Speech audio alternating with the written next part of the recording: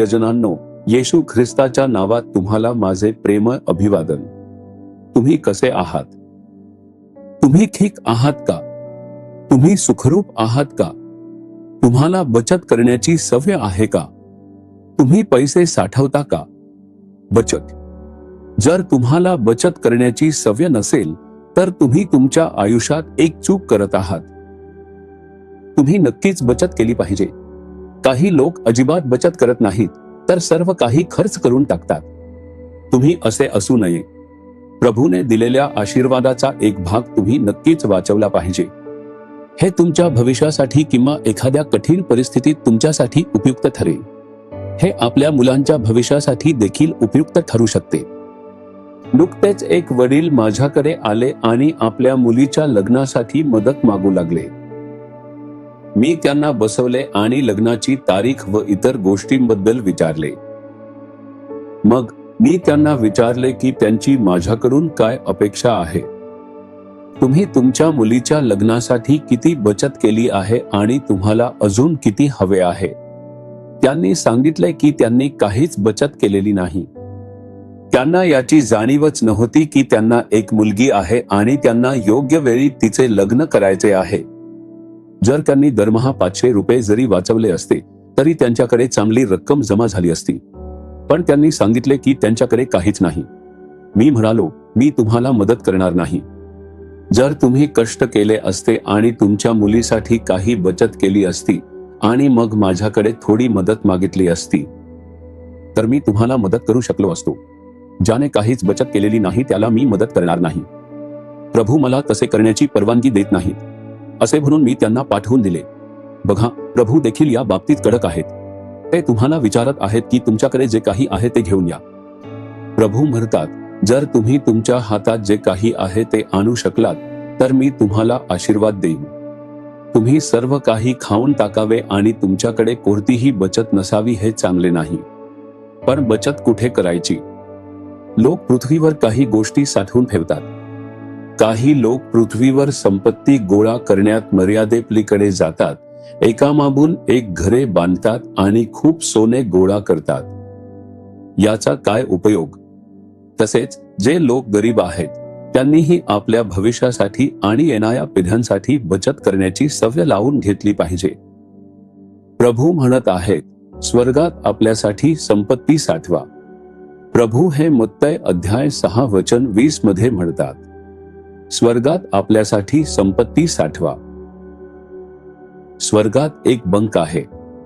जर तुम्ही तिथे बचत केली तर चोर चोरी करू शकत नाहीत आणि कोणतेही नुकसान होणार नाही. जर तुम्ही मला विचारले की आपण स्वर्गात जमा केलेले परत घेऊ शकतो का? स्वर्गात संपत्ती कशी साठवायची? तुम्ही प्रभू आणि त्याच्या सुवार्तेसाठी देणार नाही का? हे तुमच्यासाठी स्वर्गात मोजले जाईल. पौल याबद्दल फिलिप्पीकर अध्याय 4 मध्ये बोलतात. ते म्हणतात, मला असे फळ हवे आहे जे तुमच्या स्वर्गीय खात्यात वाढेल. प्रभूच्या सेवेसाठी तुम्ही जे काही दिले आहे त्याचे फळ स्वर्गात मोजले जाते. त्याचप्रमाणे आपण प्रेषितांची कृत्ये 10 मध्ये एका मनुष्याबद्दल वाचतो ज्याचे नाव कर्नेले होते. तो गरिबांना उदारपणे दानधर्म करायचा. तो इतका स्वार्थी नव्हता की सर्व काही स्वतःसाठीच साठवून ठेवेल, उलट त्याने शक्य तितकी गरिबांची मदत केली. हे सर्व स्वर्गात त्याच्या खात्यात जमा होत होते. निस्वार्थ भावनेने मदत केल्यामुळे त्याचे धन स्वर्गात वाढत गेले. प्रभू पाहत होते, अरे, हे खास खाते स्वर्गात सतत वाढत आहे. हे कोणाचे खाते आहे? हा एक रोमी आहे, नाव आहे कर्नेलिय. तो गरिबांची खूप मदत करत आहे. म्हणून प्रभूने एका देवदूताला बोलावले आणि त्याला कर्नेलियकडे पाठवले. देवदूत आला आणि म्हणाला, तुझ्या प्रार्थना आणि तुझे दानधर्म देवासमोर स्मरणासाठी पोहोचले आहेत. म्हणून आपण जे दानधर्म करतो ते सुद्धा देवासमोर आठवण म्हणून स्वर्गात जाते. जेव्हा तुम्ही प्रभूला देता आणि गरिबांची मदत करता तेव्हा ते तुमच्यासाठी स्वर्गात संपत्ती म्हणून साठवले जाते. प्रभू तुम्हाला त्यानुसार प्रतिफळ देतील. अगदी तुम्ही या जगात असताना सुद्धा जेव्हा तुम्ही एखाद्या कठीण परिस्थितीत संघर्ष करत असता आणि प्रभूला हाक मारता, प्रभू त्याची आठवण ठेवतील आणि तुमच्या गरजा पूर्ण करतील. इतकेच नाही तर जेव्हा तुम्ही स्वर्गात जाल तेव्हा तुम्हाला आणखी मोठे प्रतिफळ मिळेल. म्हणूनच प्रभू म्हणत आहेत, स्वर्गात संपत्ती साठवा. तुम्ही तुमची संपत्ती स्वर्गात साठवली आहे का?